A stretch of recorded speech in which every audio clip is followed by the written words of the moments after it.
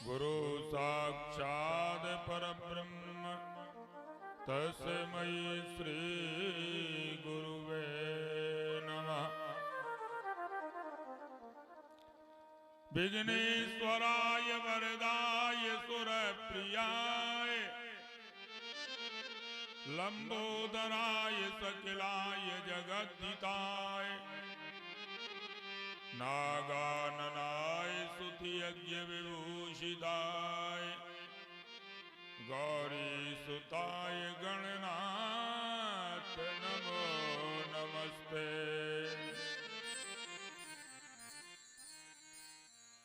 वंशी विभूषित करान्नवनीरदाभात पीताम्बरादरुलबिम्ब फलादरोष्टात् पूर्णेन्दु सुंदर मुखांदरवेन्द नेत्रात् कृष्णात् परं किमपि तत्त्वमहं न जाने। जय जय श्री राधा रमण जय जय नवल किशोर जय गोपी चित चोर प्रभु जय जय माखन चोर। मनोजं मारुतुल्य वेगं जितेन्द्रियं बुद्धिमतां वरिष्ठं वातात्मजं वानरयूथमुख्यं श्रीरामदूतं शरणं प्रपद्ये। जिनकी सेवा भाव से ऋणी हुए श्री राम ऐसे श्री हनुमान जी को मेरा बारंबार प्रणाम। बोलो भक्तवत्सल भगवान की जय हो, सच्चिदानंद भगवान की जय हो, भागवत भगवान की जय हो, गौरी शंकर भगवान की जय हो, हनुमान जी महाराज की जय हो, जय जय श्री राधे श्याम। हेलो परम मंगलमय परात्पर कारण करुणा वरुणालय भक्त वांछित कल्पतरु श्री तलदूत विंदित पीतांबरधारी भगवान श्री बालकृष्ण उनकी बांगमयी प्रतिमूर्ति श्रीमद् भागवत महापुराण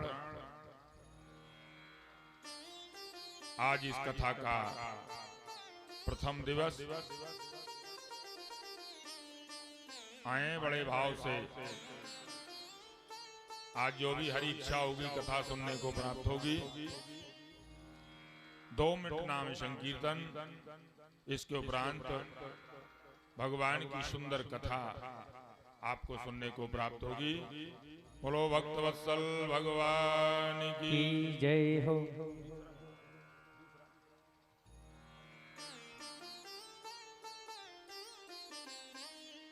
अरे मेरो राधा मेरो राधा अरे मेरो राधा रमण गिरधारी गिरधारी श्याम बनवारी। मेरो राधा रमण गिरधारी गिरधारी श्याम बनवारी। सभी ताली बजाते हुए भगवान को याद करें। मेरो राधा रमण गिरधारी गिरधारी श्याम बनवारी। मेरो राधा रमण गिरधारी गिरधारी श्याम बनवारी। ओ गिरधारी श्याम बनवारी।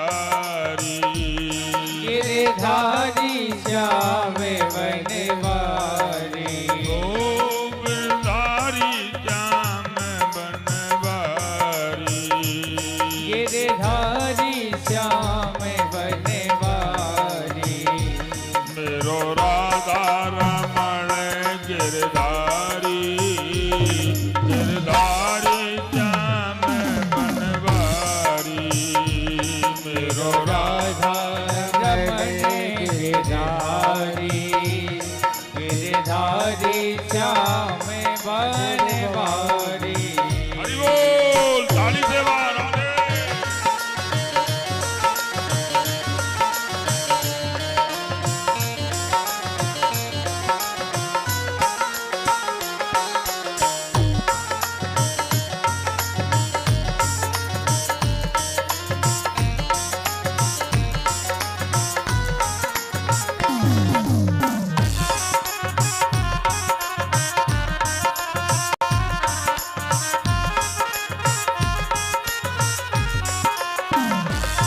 मेरो राधा रमण गिरधारी, गिरधारी श्याम बनवारी। मेरो राधा रमण गिरधारी, गिरधारी श्याम बनवारी। गिरधारी श्याम बनवारी, गिरधारी श्याम बनवारी। गिरधारी श्याम बनवारी, गिरधारी श्याम बनवारी। गिरधारी श्याम बनवारी, गिरधारी श्याम बनवारी। गिरधारी श्याम बनवारी, गिरधारी श्याम बनवारी। मेरो राधा जय हो गिरधारी, गिरधारी श्याम बनवारी।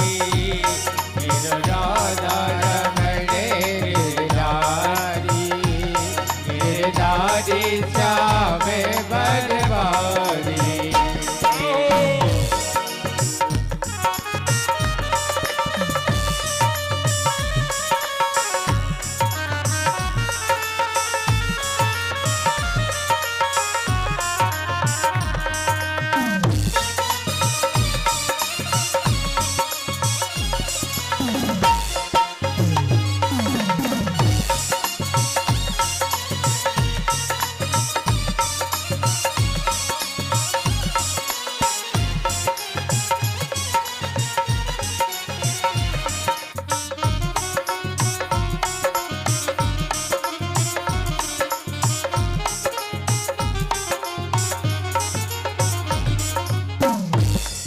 गोविंद मेरो है, गोपाल मेरो है, गोविंद मेरो है, गोपाल मेरो है। गोविंद मेरो है, गोपाल मेरो है। गोविंद मेरो है, गोपाल मेरो है। श्री बांके बिहारी नंदलाल मेरो है, श्री बांके बिहारी नंदलाल मेरो है। श्री बांके बिहारी नंदलाल मेरो है। श्री बांके बिहारी नंदलाल मेरो है। गोविंद मेरो है, गोपाल मेरो है, गोविंद मेरो है, गोपाल मेरो है। मेरो राधा रमण गिरधारी, गिरधारी श्याम बनवारी।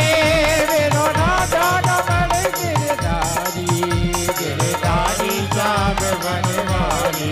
ओ मेरो राधा रमण गिरधारी, गिरधारी श्याम बनवारी। राधा रमण गिरधारी, गिरधारी श्याम बनवारी। ओ गिरधारी श्याम बनवारी, गिरधारी श्याम बनवारी। गिरधारी श्याम बनवारी, गिरधारी श्याम बनवारी। गिरधारी श्याम बनवारी।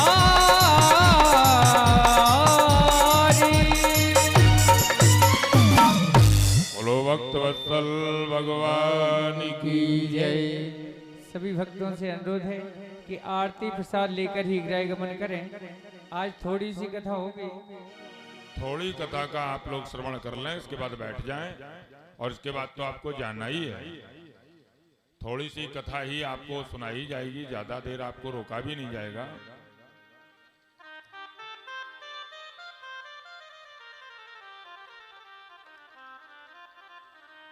भाग्योदयेन बहुजन्म समर्जितेन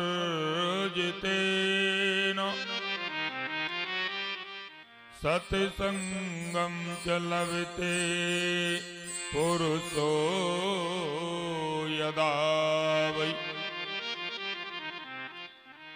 अज्ञान हेतु कृत मोह मदांधकार ना संविधाय हितदोदयते विवेकः। ध्यान देना, एक जन्म का नहीं, जब कई जन्मों का पुण्योदय होता है तब हमें भागवत की कथा श्रवण करने में रुचि होती है। अन्यथा हम लोग जहां भागवत होती है वहां पहुंचते हैं, लेकिन हम कथा नहीं सुन पाते। जब तक हमारे पुण्य नहीं होंगे, हमारा धर्म नहीं होगा, हम कथा नहीं सुन पाएंगे।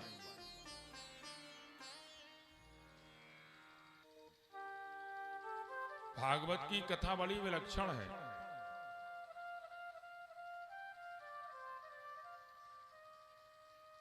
आजकल लोग हर जगह मनोरंजन देखने लगे हैं।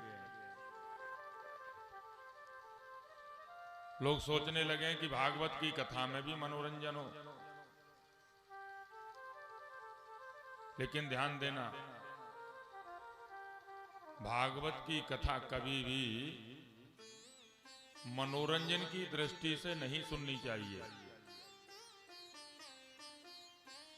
अगर हम मनोरंजन की दृष्टि से भागवत की कथा सुन रहे हैं तो हम अपराध कर रहे हैं, क्योंकि हिंदू वांग्मय का सर्वोत्तम ग्रंथ है श्रीमद् भागवत महापुराण। भागवत की कथा तो हमें इसलिए सुननी चाहिए कि किंचित हम में परिवर्तन आवे, गोविंद के चरणों में हमारा मन लगे, गोविंद की कथाएं सुनने से हमारे अंदर भक्ति जगे, कथाएं सुनने से हमारा ज्ञान बढ़े। जानते हो कथा के श्रवण की पद्धति क्या है? क्यों सुनी जाती है भागवत की कथा? क्योंकि कलयुग है साहब। कलयुग में बिना ही कुछ, जब तक कुछ ना मिले लोग कुछ नहीं देते। जहां कोई, यहां तक कि अगर कहीं जाने से कुछ प्राप्त ना हो, मंदिर में जाते हैं तो प्रसाद मिलता है, शादी में जाते तो भोजन मिलता है। जहां कुछ जाने से कुछ प्राप्त ना हो तब तक लोग वहां जाते ही नहीं। जानते हो भागवत कथा तो व्यास जी ने लेखन बाद में किया। पहले भागवत के विशुद्ध महत्व का वर्णन किया है। आए इसी महत्व के प्रारंभ में प्रथम श्लोक में भगवान कन्हैया की वंदना की गई है। ओम सच्चिदानंद स्वरूपाय विश्वोत्पत्त्यादिहेतवे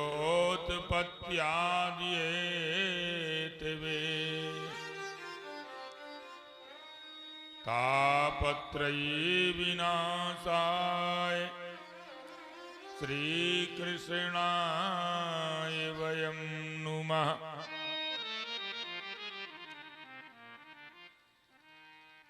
जानते हो भगवान कन्हैया का स्वरूप कैसा है? मेरे गोविंद का स्वरूप है सच्चिदानंद घन। सत घन चित घन आनंद, इन तीन शब्दों को मिलाने से होता है सच्चिदानंद। ऐसे सच्चिदानंद स्वरूप जो विश्व की उत्पत्ति करते हैं, उनका आदि करते हैं,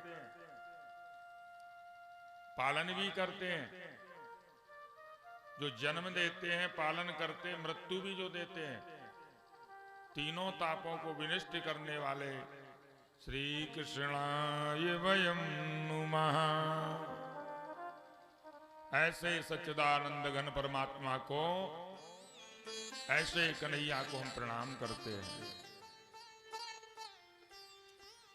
यं प्रव्रजन्तमनुपेतमपेत कृत्यं द्वैपायनो विरह कातरया जुहावे पुत्रेति तन्मयतया सर्वो विनेन्दु तं सर्वभूतहृदयं मुनिमानतोऽस्मि। दूसरे श्लोक में भगवान सुखदेव जी को प्रणाम करते हुए आए। नैमिषारण्य तीर्थ में चलते हैं, जहां 88,000 शौनकादिक ऋषि बैठे हैं। सूत भगवान का आगमन हुआ। सूत जी को देखकर सभी 88,000 ऋषि वृंद खड़े हो गए। पूछने लगे, प्रभु अज्ञान ध्वांत विध्वंस सूर्यकोटि समप्रभा सूताख्यायि कथासारं मम कर्णरसायनम्। पूछने लगे शौनकादिक ऋषि श्री सूत जी से, हे प्रभु, जहां अज्ञान का अंधकार होता है, वहां आप अनेकों सूर्यों के समान, करोड़ों सूर्यों के समान ज्ञानवान हो। कथा तो बहुत सुन चुके आप, आज ऐसी कथा सुनाइए जिससे जगत का कल्याण हो, जिस कथा में भक्ति हो, ज्ञान हो, वैराग्य हो, त्याग हो, जिस भक्ति से, जिस कथा के द्वारा भगवत प्राप्ति हो, ऐसी कथा सुनने की इच्छा है।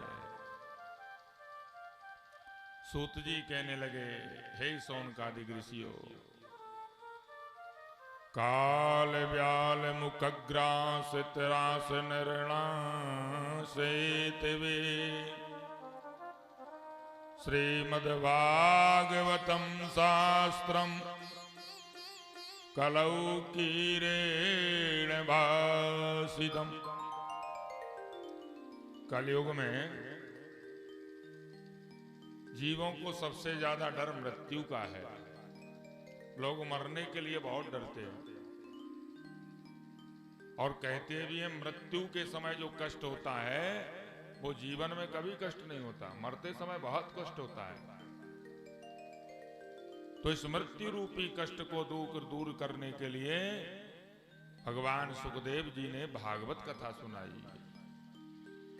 और ये भागवत कथा कोई साधारण कथा नहीं है। जन्मांतरे भवेत पुण्यम यथा भागवतम लभेत। जब कई जन्मों का पुण्योदय होता है तब हमको भागवत सुनने को प्राप्त होती है। और ये कथा तो देवताओं को भी दुर्लभ है, सुराणाम अपि दुर्लभा, देवताओं को भी दुर्लभ है। क्योंकि जब राजा परीक्षित को सुखदेव भगवान कथा सुना रहे थे तो उसी समय देवता लोग अमृत का कलश लेकर आए। देवताओं को देखकर भगवान सुखदेव जी ने देवताओं से पूछा, रे देवताओं, तुम लोग यहां और तुम्हारे हाथ में क्या है? देवता बोले, हे सुखदेव भगवान, हम लोग अमृत लेकर आए हैं, क्योंकि हमने सुना है कि परीक्षित को श्राप है कि 7वें दिन इनको तक्षक नाग काटेगा और मर जाएंगे। तो आप इसीलिए तो आप इनको कथा सुन रहे हैं, परीक्षित कथा सुन रहे हैं। तो अगर आप ये इनको अमृत पिला दें तो इनका मरने का झंझट खत्म, ये मरेंगे नहीं। फिर एक तक्षक क्या 100 तक्षक काटें। सुखदेव जी पूछने लगे, फिर बोले, हम चाहते हैं कि आप इनको अमृत पिला दें और इसके बदले में जो आपने कथा सुना रहे हो वो कथा आप हमें सुना दें।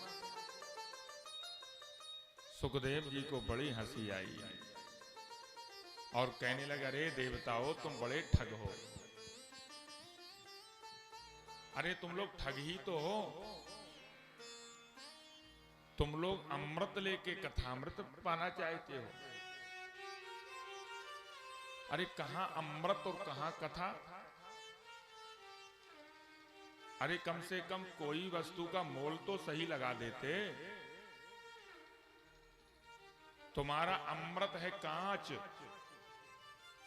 क्योंकि अमृत पीकर व्यक्ति मर नहीं सकता, लेकिन उसे कृष्ण भगवान की प्राप्ति नहीं होगी, कन्हैया की प्राप्ति नहीं होगी, भगवान की भक्ति की प्राप्ति नहीं होगी। स्वर्ग तो मिल सकता है लेकिन वैकुंठ की प्राप्ति नहीं हो सकती। इसलिए अमृत और कथामृत में बहुत फर्क है। बाजार में अगर कोई वस्तु 20 रुपए की आ रही हो और तुम उसके लिए 1 रुपए दो तो क्या कोई देगा? कोई दुकानदार देगा? अरे देवताओं, अगर तुम भक्त बनकर आते तो हम तुम्हें कथा सुनाते। तुम लोग व्यापारी बनकर आए, खरीदार बनकर आए, इसलिए हम तुम्हें कथा नहीं सुनाएंगे, भाग जाओ यहां से। अवक्ताताश्च विज्ञाय नाददौ कथामृतम् श्रीमद्भागवती वार्ता सुराणामपि दुर्लभा। अभक्त जान करके सुखदेव बाबा ने कथा नहीं सुनाई और देवताओं को भगा दिया। तो ये कथा हम और आप सुन रहे हैं ना, ये देवताओं को भी दुर्लभ है। इस कथा के लिए तो देवता भी तरसते हैं। जानते हो, जब देवताओं को सुखदेव बाबा ने भगा दिया तो देवता रोते रोते ब्रह्मा जी से शिकायत करते हैं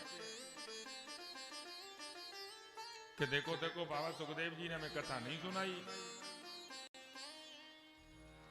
तो ब्रह्मा जी ने देखा कि 7वें दिन इस कथा के प्रभाव से परीक्षित जैसे श्रापित व्यक्ति को मुक्ति मिल गई।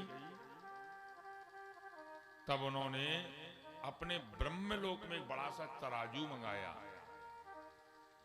और उस तराजू में एक पल्ले पर तो रखे मोक्ष के और साधन और एक पल्ले पर रखी भागवत की कथा। तो जानते हो, सारे जितने अन्य साधन एक पल्ले पर रखे थे वो सब हल्के रह गए और भागवत जी जिस पल्ले पर रखी थी वो भारी होकर नीचे झुक गई। तो ये भागवत बड़ी विलक्षण है। एक बात और बता दूं, भागवत कोई पोथी नहीं है, कोई किताब नहीं है। ये भागवत स्वयं भगवान कन्हैया हैं। जब भगवान कन्हैया दिव्य लोक छोड़कर जाने लगे तो उनके भक्त रोने लगे। भक्त बोले, हे कन्हैया, हम लोगों का क्या होगा? भगवान बोले, अरे भक्तों, रो मत, चिंता मत करो। अरे हम जा रहे हैं, लेकिन हमारा स्वरूप यहीं रहेगा। हम केवल शरीर बदल रहे हैं। और भगवान ने अपना सर्वस्व तेज भागवत जी के अंदर समाहित कर दिया। इसलिए श्रीमद्भागवतोख्येहम् प्रत्यक्षं कृष्ण एवहि। ये भागवत स्वयं साक्षात भगवान कृष्ण है। कितना भी श्रापित व्यक्ति हो, वो केवल भागवत सुनने के प्रभाव से उसका श्राप मुक्त हो जाता है। जानते हो, नारद जी को श्राप था कि 2 घड़ी से ज्यादा कहीं ठहर नहीं सकते थे। लेकिन उन्होंने भागवत की कथा को सुना, तो जानते हो, भागवत जी के प्रभाव से पूरे 7 दिन बैठकर कथा को सुना। एक बार नारद जी इस मृत्यु लोक में आए, अनेक तीर्थों में भ्रमण किया, लेकिन नारद जी को शांति नहीं मिली। क्यों? क्योंकि नारद जी ने देखा कि कलयुग में लोग सत्य बोलने वाले नहीं हैं। उनका प्रातः काल सूर्योदय झूठ से ही होता है, और जब वो सोते हैं तब भी झूठ से ही होते हैं। कलयुग में अगर कोई एक आध बार सत्य बोल दे तो मान लो हरिश्चंद्र बन जाता है वो, तो मैंने सत्य बोला था। लोग बड़ों का आदर नहीं करते, संतों का सम्मान नहीं करते, ब्राह्मणों का सम्मान नहीं करते। और जानते हो, घर में दादा दादी को कोई नहीं पूछता। नई बहू की चलती हो गई है। और जानते हो, घर में दादा दादी की सलाह भी नहीं ली जाती, माता पिता की सलाह भी नहीं ली जाती। सलाह के लिए साले साहब से पूछा जाता है।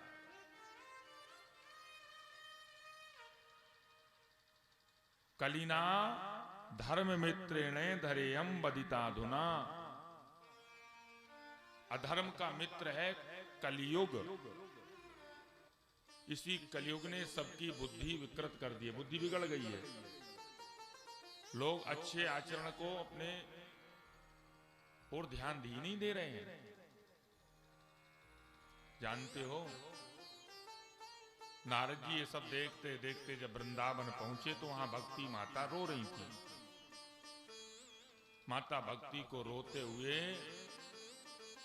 नारद जी ने देखा, क्योंकि उनके दोनों पुत्र ज्ञान वैराग्य अधर्म के प्रभाव से, पापियों के प्रभाव से बुढ़े हो गए थे। जब भक्ति माता ने उनसे प्रार्थना की तो साहब नारद जी ने भक्ति माता को सांत्वना दी और उनको ठीक करने का वचन दिया कि हम तुम्हारे पुत्रों को ठीक कर देंगे। और जानते हो, फिर उन्हें वेद सुनाया, वेदांत सुनाया, गीता पाठ सुनाया, कुछ नहीं हुआ। उसी समय आकाशवाणी हुई, अरे नारद, अगर तुम भक्ति के दुख दूर करना चाहते हो तो सत्कर्म करो। और ये सत्कर्म कोई महात्मा तुम्हें बताएंगे।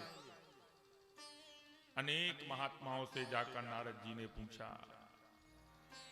किसी ने सत्कर्म के बारे में नहीं बताया। तब नारद जी बद्री का आश्रम पहुंचे, बद्री धाम। वहां इनके बड़े भाई सनकादिक ऋषि सनक सनंदन सनत कुमारों से मिलन हुआ। जब सनत कुमारों से नारद जी ने पूछा तो सनत कुमारों ने भक्ति के दुख दूर करने का वो सत्कर्म बताया। सत्कर्म सूचिको नूनम ज्ञान यज्ञ स्मृतो बुधई श्रीमद्भागवतालापा सतु गीता सुकादिवी।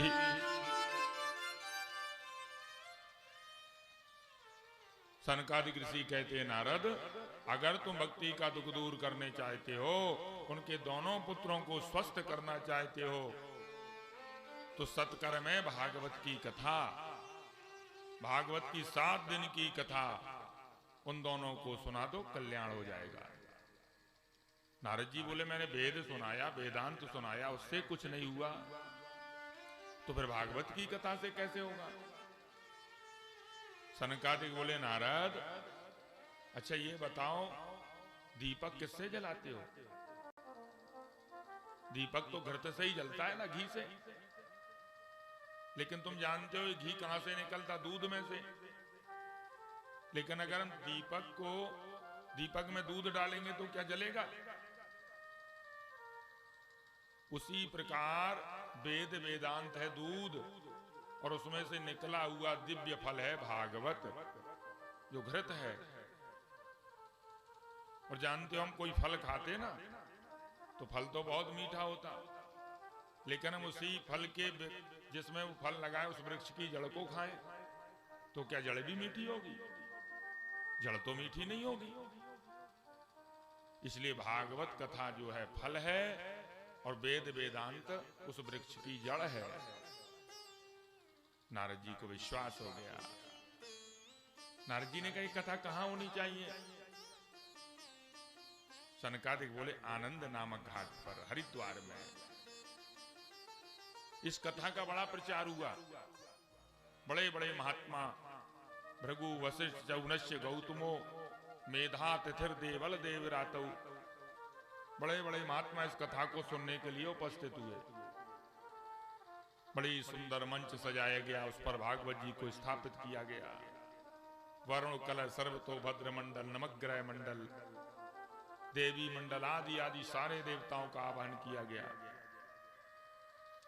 फिर जाकर व्यास पीठ पर सनकादिक बैठे और नारद जी ने आरती की। कथा भागवतस्यापि नित्यं भवति यदिगृहे, तद्गृहं तीर्थरूपमे वसतां पापनाशनम्। सनकादिक कहते नारद जिस घर में ये कथा होती है वो घर तीर्थ के रूप में हो जाता है, तीर्थ समान हो जाता है। ना गंगा न गया काशी, पुष्करम ना प्रयागिकम, सुख शास्त्रे कथायाश्च फलेन समतानयेत। अगर गंगा काशी गया, पुष्कर आदि में आपने स्नान नहीं किया, कोई बात नहीं, अगर एक बार भी भागवत कथा का श्रवण कर लिया कल्याण हो गया। भक्ति माता वहां पर जैसे ही सनकादिकों ने महात्म्य सुनाया, भक्ति माता एकदम अपने दोनों पुत्रों के साथ नाचते हुए प्रकट हो गई। भक्ति सुतौ तौ तरणौ गृहीत्वा, प्रेमे के रूपा सहसा विरासीद। श्री कृष्ण गोविंद हरे मुरारे, हे नाथ नारायण वासुदेव। सनकादिकों ने भागवत का थोड़ा सा ही महत्व सुनाया। थोड़े से महत्व सुनाने मात्र से भक्ति के दोनों पुत्र स्वस्थ हो गए। जो वृंदावन में रो रहे थे हरिद्वार में एकाएक प्रकट हो गए। भक्ति माता नाचने लगी। ये भागवत की कथा जो भी सुनता है उसका कल्याण ही होता है। ये मानवा पाप कृतस्तु सर्वदा, सदा दुराचारिणता विमार्गिगः, क्रोधाग्नि दग्धा कुटिलाश्च कामिनः सप्ताह यज्ञेन कलौ पुनन्ति दे। जिस मनुष्य ने अपने जीवन में कभी सत्कर्म नहीं किया, हमेशा दुराचार परायण रहा, जिसकी मनोवृत्तियां क्रोध रूपी रही, ऐसा व्यक्ति भी भागवत की कथा सुन ले, उसका कल्याण हो जाए।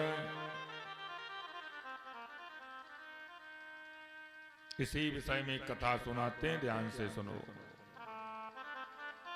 जो पापी व्यक्ति जीवन पर्यंत पाप करता रहा, पाप करते करते मर गया, भूत प्रेत पिशाच कुछ भी बना, अगर उसके निमित्त भी भागवत की कथा सुना दी जाए तो उसका भी कल्याण हो जाता है। उसको भी मुक्ति मिल जाती है। तुंगभद्रा नदी के तट पर एक गांव था जिसमें सभी जाति के लोग रहते थे, लेकिन उस गांव में एक ब्राह्मण रहता था जिसका नाम था आत्मदेव, पत्नी का नाम था धुंधुली। बहुत दिनों तक कोई संतान नहीं हुई। जिस गाय को पाले गाय के बछड़ा ना होवे, जिस वृक्ष को लगावे उसमें फल ना लगे, घर में तुलसी लगावे तो तुलसी सूख जावे। बेचारा बड़ा परेशान। 12 वर्ष विवाह को हो गए तो दुखी रहने लगा। लोग बात बात पर टोकने लगे, अरे महाराज तुम्हारे कोई पुत्र नहीं है, अरे तुम नपुत्री हो, तुम्हारा दिया हुआ जल पितर ग्रहण नहीं करते, तुम्हारी दी हुई पूजा देवता ग्रहण नहीं करते, क्योंकि तुम्हारे हाथ से लगी हुई तुलसी सूख रही है, अरे तुम बड़े अपवित्र हो। एक दिन रोता रोता जंगल में गया। एक सन्यासी ने देखा, सन्यासी के पास रोने लगा। सन्यासी कहने लगा, अरे ब्राह्मण रो मत, तुम्हारे तो 7 जन्म तक कोई पुत्र नहीं है। अब तो सर पटकने लगा, मुझे या तो पुत्र दो, नहीं तो महात्मा जी अब तो आपके चरणों ही में मरेंगे। तब महात्मा जी बड़े दयालु होते हैं ना, महात्मा ने एक फल दिया, ले अपनी पत्नी को खिला देना। जब फल लेकर घर आए, इसकी पत्नी बड़े उल्टी बुद्धि वाली थी, उसने फल नहीं खाया, अपितु वो फल गाय को खिला दिया गया।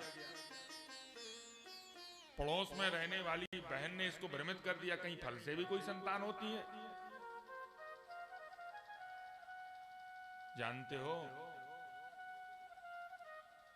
इतना भ्रमित किया और कह दिया मैं गर्भवती हूं, मेरे पहले ही से 6 संतान है, तो मेरा पुत्र ले लेना, मुझे धन दे देना, तुम्हारे पास धन की कमी नहीं है, मेरे पास पुत्रों की कमी नहीं है।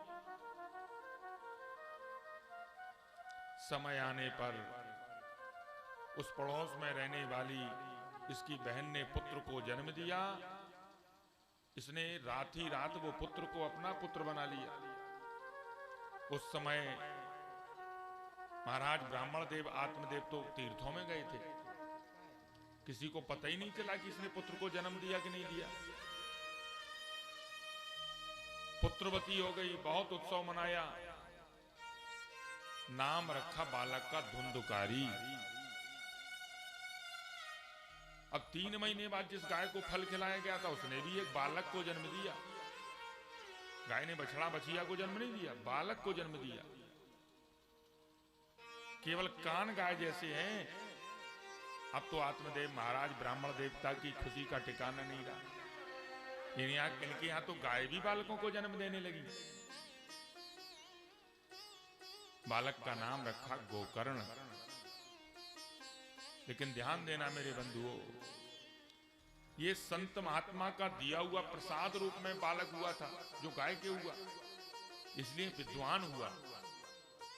और वो पड़ोस में रहने वाली का बेटा है, इसलिए वो अधर्मी हुआ, राक्षस हुआ। जैसे जैसे बड़ा हुआ तो जुआ खेलने लगा, शराब पीने लगा, वेश्याओं का संग करने लगा, घर से धन ले जाता, वेश्याओं पर लुटा देता, जुआ खेलता। धीरे धीरे अब तो आत्मदेव ब्राह्मण के घर में जहां देखो जहां बोतल पड़ी हुई रहती। बड़े दुखी हुए आत्मदेव। दुखी होकर समझाना चाहा इस धुंधकारी को, इसने उल्टा अपने पिताजी को डांट दिया। पिताजी बड़े दुखी हुए, बूढ़े हो गए थे। तो जब गोकर्ण जी ने उपदेश दिया तो सब कुछ त्याग कर जंगल में चले गए, दुखी होकर कि वहीं भजन करेंगे, ऐसे पुत्र से तो बे औलाद अच्छे थे। जब आत्मदेव चले गए तो इसने एकदम धुंधली से धन मांगा, धन दो, कहीं से भी धन दो। धुंधली के पास धन हो तो दे दे, धन तो था नहीं। धन हो बेचारी के पास तो दे दे। अब धन नहीं था, रोते रोते वो भी एक कुएं में कूद गई। उस वैश्याओं ने उस धन को देखा तो सोचा अगर ये पकड़ा जाएगा तो इससे तो फांसी होगी, हम वैश्याएं भी मर जाएंगे, हम लोग भी फांसी की सजा पाएंगे। तो वैश्याओं ने उस रात धुंधकारी के गले में रस्सी डालकर, गला दबाकर, जलती हुई अग्नि डालकर इसको मार दिया। धुंधकारी मरने के बाद वैश्याएं धन लेकर चली गई, लेकिन धुंधकारी उसी घर में प्रेत बना। अब तो गांव वालों को परेशान करता, जो भी उस रास्ते से निकलता उन्हें परेशान करता। और एक दिन गोकर्ण जी जब घूमते घूमते आए तो गोकर्ण जी को इसने परेशान किया। जब गोकर्ण जी अपने घर में रुके तो ये कभी उनके सामने बकरे की तरह आवाज देवे, कभी भैंस की तरह आवाज देवे, कभी हाथी की तरह, कभी अग्नि जल जावे, कभी काले साये के रूप में इनके सामने से निकले। गोकर्ण जी पूछने लगे, अरे कौन है तू, कौन है तू, मुझे परेशान कर रहा है? गोकर्ण जी ने हाथ जल में लेकर पड़कर फेंका तो कहने लगा, मैं तुम्हारा भाई धुंधकारी हूं, मैं प्रेत बना, भैया मुझे मुक्ति कराओ। गोकर्ण जी कहने लगे, अरे भैया मैंने तेरे लिए गया में श्राद्ध किया, तुझे मुक्ति नहीं मिली? तो कहता है, भैया मेरे जैसे पापी के लिए गया में एक श्राद्ध नहीं, 100 पिंडदान भी कर दिए जाएं तब भी हमें मुक्ति नहीं मिलेगी, मुझे मुक्ति दिलाओ। श्री गोकर्ण जी महाराज ने प्रातः काल बड़े बड़े विद्वानों से पूछा, सूर्य भगवान से पूछा। तब भगवान सूर्यदेव ने बताया कि अगर तुम अपने भाई को मुक्ति दिलाना चाहते हो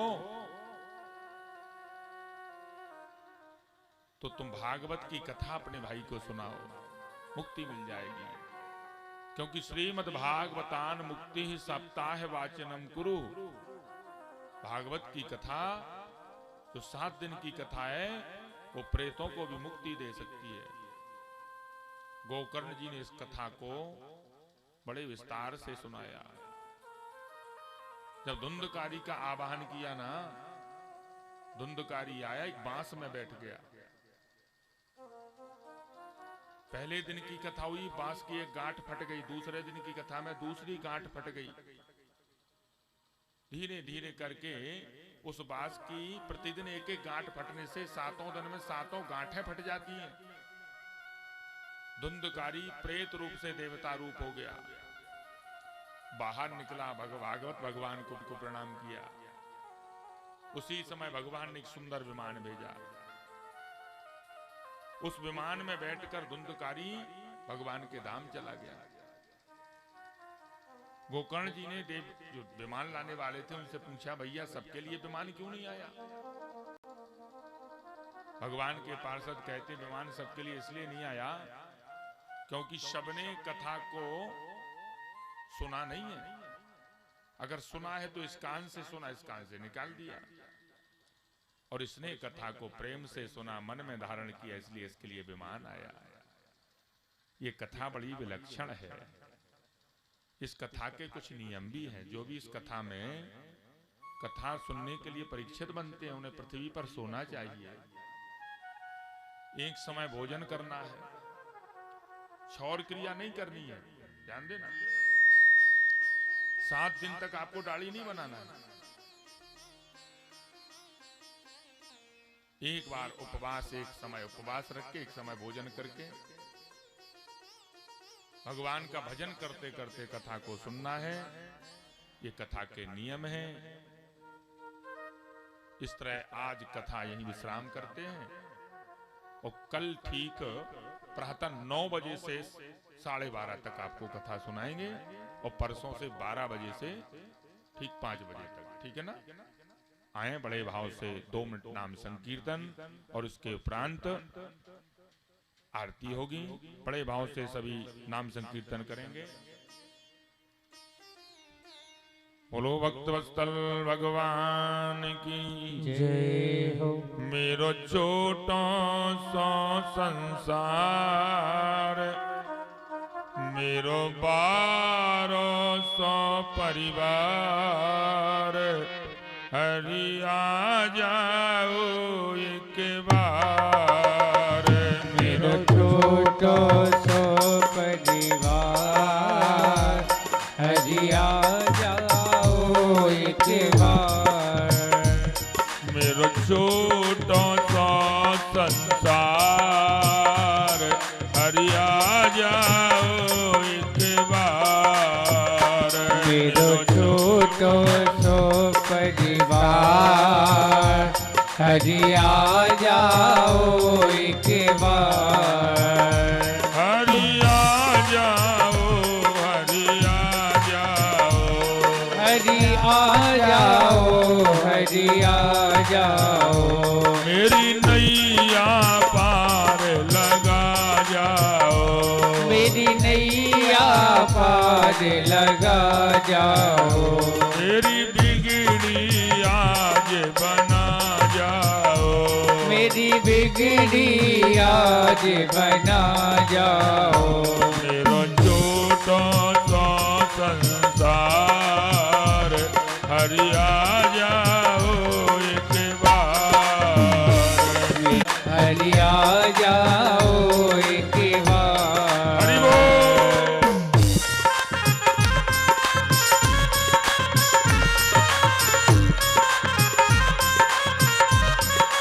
राधे।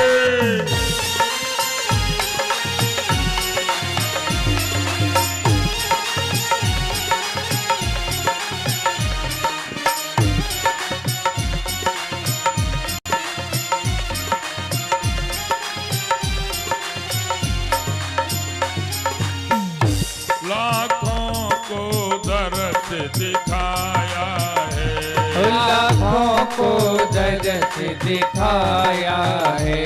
प्रभु मुझको क्यों तरसाया है, प्रभु मुझको क्यों तरसाया है। ये कैसी तुम्हारी माया है, ये कैसी तुम्हारी माया है।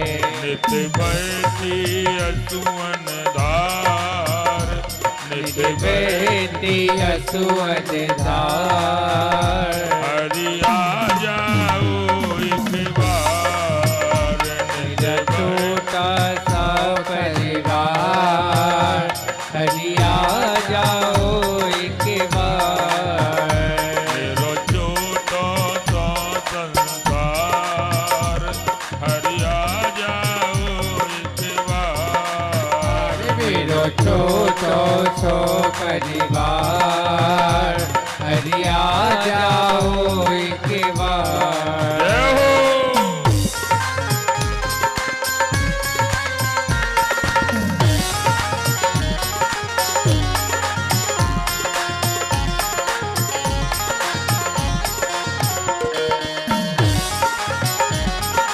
राधे।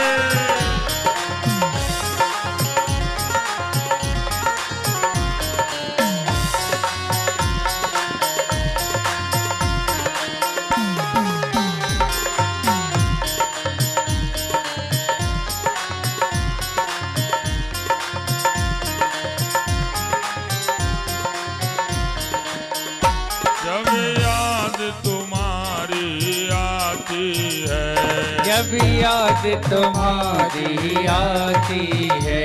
तन मन की सुध बिसराती है। तन मन की सुध बिसराती है। रह के मुझे तड़पाती है।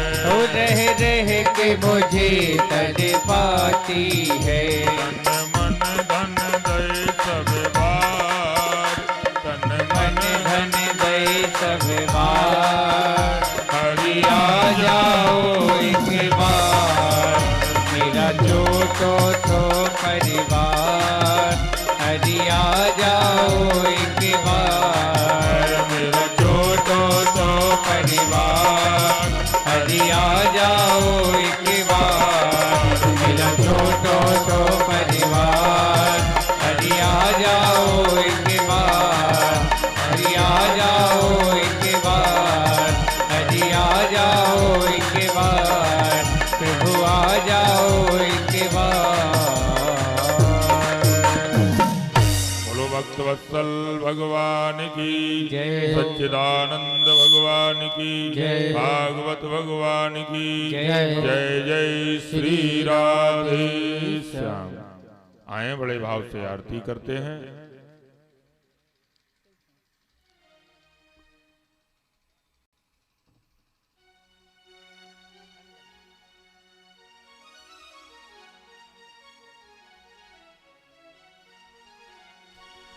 सभी भक्त अपने यथास्थान खड़े हो जाएं। बड़े भाव के साथ आरती गाएंगे। आरती प्रसाद लेकर ही गृह गमन करेंगे। हरि ओम चंद्रमा मनसो जात चक्षुषो सूर्यो जायत श्रोत्रादयस प्राणस्मुखादग्निरजायत।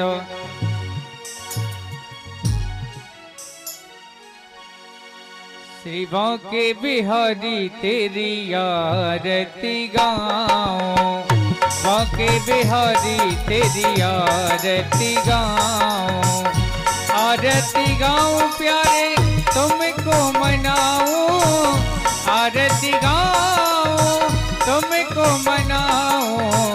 बांके बिहारी तेरी आरती गाऊं।